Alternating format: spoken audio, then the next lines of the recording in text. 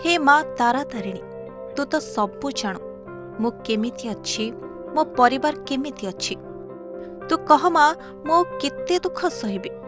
मु जदि छोट बेलू एते दुख सहिबी बड़ हेले मो भाग्य कौन लिखा होई नथिबो मु एते दूररू आसीछि तोते किछि मागिबाकू मु तोते बेसी किछि मागिबिनी माँ खाली एतिके कहिबी मते पाठ दे बुद्धि दे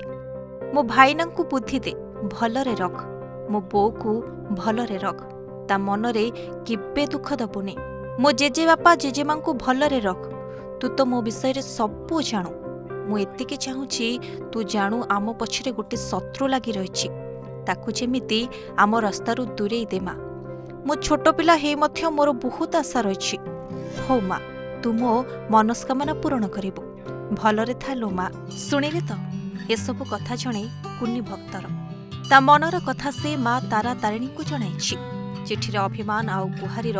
पुला पुला शब्द माँ को से टंका कि सुना देवा कଳି करिनी मागिछि तो केवल परिवार खुशी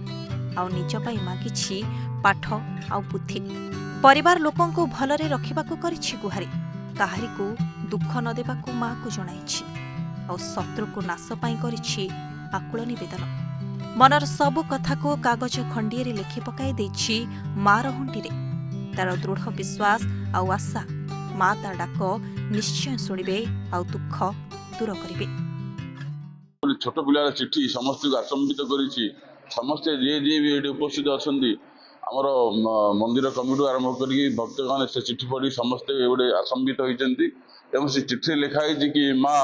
मते मो परिवार को समस्ते घंट घोड़ाई रखिथु माँ मो बड़ भाई देह सुस्थ कर दियो मो जेजेमा जेजेबापा को सुस्थ कर दियो तेणु ए प्रकार जो भाव ए प्रकार जो भक्ति नहीं गोटे छोट पिला माँ को चिठी लिखी निश्चित भाव में स्पर्शकारित विषय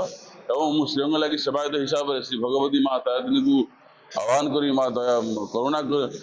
आशीर्वाद भिक्षा करी कि से छोट पिलार मनस्कामना पूर्ण हो परिवार समस्त सुख प्रदान करंतु माँ। प्राय 4 मास परे गंजामर अधिष्ठात्री देवी माँ तारा तारिणी मंदिरर हुंडी खोला जाइथिला पुरुषोत्तमपुर तहसीलदार एवं सेवायतों उपस्थिति खोली हुंडी से मिलिथिला पुला पुला टंका और सुना सह विदेशी टंका आ तारी भितरे थिला एक वेदना भरा चिठीटी माँ को उद्देश्य लिखिछि कुनी भक्तटीए जा सेठारे उपस्थित थिबा समस्तक आखि छल छल हो जाइथिला। प्रथम कथा आमर लास्ट अक्टोबर 16 तारिख दिन आमर हुंडी खोला होता आज आमर हुंडी खोला है जेहेतु आमर एटा चैत्र आगू चैत्र मास अच्छी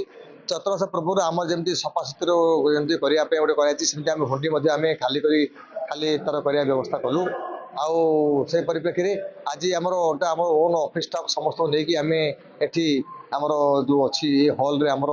सब कर पैसा जमा करके गोटे गोटे गोटे बाहर कर पुलिस उपस्थित सेवादान उपस्थित सब आसी बाहर करागला माँ को समस्त जी जमी दुख जनाऊँगी सेमती छोट पिलाटी से तार दुखर कथा वेदना लिखी से आमर दान हुंडी बक्स पकई जोटा आम देखिए बहुत मत आमको भी दुख लगला जे से लिखी जे माँ मते मो परिवार भल कर दियो मो भाई को भल कर दियो आम परिवार समस्त को भल कर लिखी दुख तार मन दुख भरा व्यक्त भरा कहानी लिखिकी से तार छोट चिठी गोटे चिरकुट गोटे पकई देखी आम समस्त ये चकित हेलु छोट पिलाटी हेले भी परिवार प्रति तार भल पाइबा आ चिंता निश्चय हृदय स्पर्शी